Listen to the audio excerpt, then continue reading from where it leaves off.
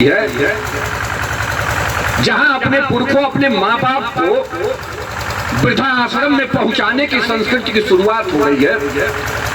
एक दिन हमारे एक जानने वाले हैं अजय मास्टर साहब, फटई गांव है, जैसे इस विधानसभा का या कुशीनगर विधानसभा का लास्ट गांव है, उसी तरह उधर का पश्चिम साइड का लास्ट गांव है फटई। फटई के रहने वाले अजय मास्टर, उन्होंने मुझसे कहा कि भैया आज मेरी माँ का पुण्यतिथि है, हम चाहते हैं कसिया के वृद्धा आश्रम में आपके द्वारा फल बंटवाना। हम कहे ठीक है, कितने बजे आना है? तो 12 बजे। सच मानिए भाइयों, जब मैं कसिया के उस वृद्धाश्रम में गया तो जब 50 की संख्या में मैंने वृद्ध माताओं को देखा और 50 की संख्या में मैंने वृद्ध पिता लोगों को देखा, मेरे आंख से आंसू गिरने लगे। हमारी संस्कृति ये नहीं है। और खासकर इस महफिल में आए, पुण्यतिथि के इस कार्यक्रम में आए सभी लोगों से इस बात को कहना चाहूंगा, हम हिंदू धर्म के मानने वाले लोग हैं और जब हम दुर्गा पूजा या लक्ष्मी पूजा मनाने के लिए, जब दुर्गा या लक्ष्मी जी की मूर्ति को खरीदने के लिए जब हम उस कलाकार के पास जब हम जाते हैं एडवांस देने के लिए, तो वह कलाकार पुआल में सुतरी बांधकर माँ दुर्गे के हाथ का निर्माण कर रहा होता है। फिर कुछ दिन बाद उस पुआल की मूर्ति पर मिट्टी का लेपन करके माँ रूप का एक स्वरूप देने का काम करता है, फिर सर लगाता है, फिर पेंटिंग करता है, फिर आंख बनाता है। और जब हम अपने गांव खरीद कर लाते हैं तो पंडित जी को बुलाकर और प्राण प्रतिष्ठा करके माँ दुर्गे का पूजन अर्चन करते हैं। इस महफिल में आए लोगों, जरा याद करना, हम तो उस माँ दुर्गे के लिए करते हैं, लेकिन याद करना उस माँ को जो माँ अपने घर में हमारी संरचना करती है।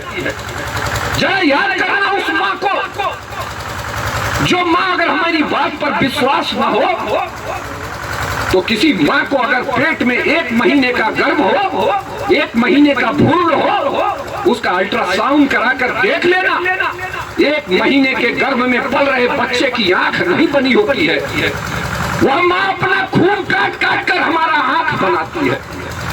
वह माँ अपना खून काट काट कर हमारी जिह्वा, हमारे दांत का निर्माण करती है।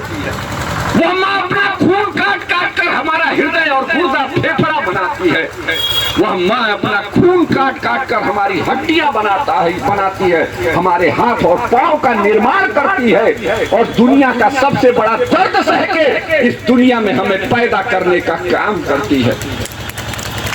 इसलिए इस पंडाल में आए लोगों, आप सभी से कहना चाहते हैं, अगर अपने धन दौलत रुपया पैसा जमीन जायदाद प्रेम मोहब्बत को सबसे पहले किसी पर कुर्बान करने का मौका मिले, सबसे पहले किसी पर समर्पित करने का मौका मिले, सबसे पहले किसी पर न्यौछावर करने का मौका मिले, तो सबसे पहले अपने माँ पर न्यौछावर कर देना, क्योंकि उससे बड़ा जीवित भगवान इस दुनिया में कोई नहीं है।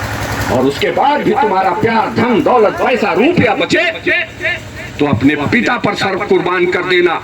उस पिता पर जो फटी हुई लुंगी पहनता है, फटी हुई धोती पहनता है, फटी हुई बनियान पहनता है, मेहनत मजदूरी करता है, दुनिया का लालच जलालत सहता है, सूद पर पैसा लेता है, अपना खेत बंधक रखता है और तुम्हें पढ़ा लिखा कर दुनिया के सबसे बड़े सिंहासन पर बैठाने का काम करता है।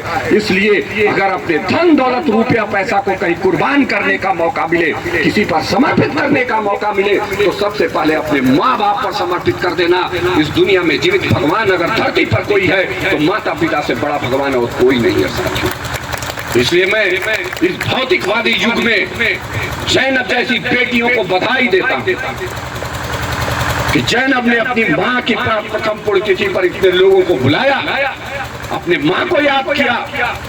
आज इनकी माँ जहां भी होंगी स्वर्ग में, वाह, खुशी से अपनी बेटी को आशीर्वचन दे रही होंगी कि एक बेटी मेरी कई बेटों पर भारी पड़कर आज भारी पड़ी है, जो इतनी बड़ी महफिल बुला के मुझे याद कर रही है।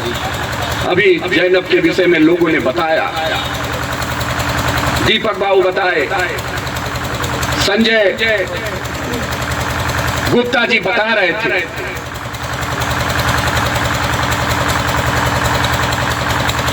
मैं तो जैनब की तरफ देख के भावुक हो गया हूं।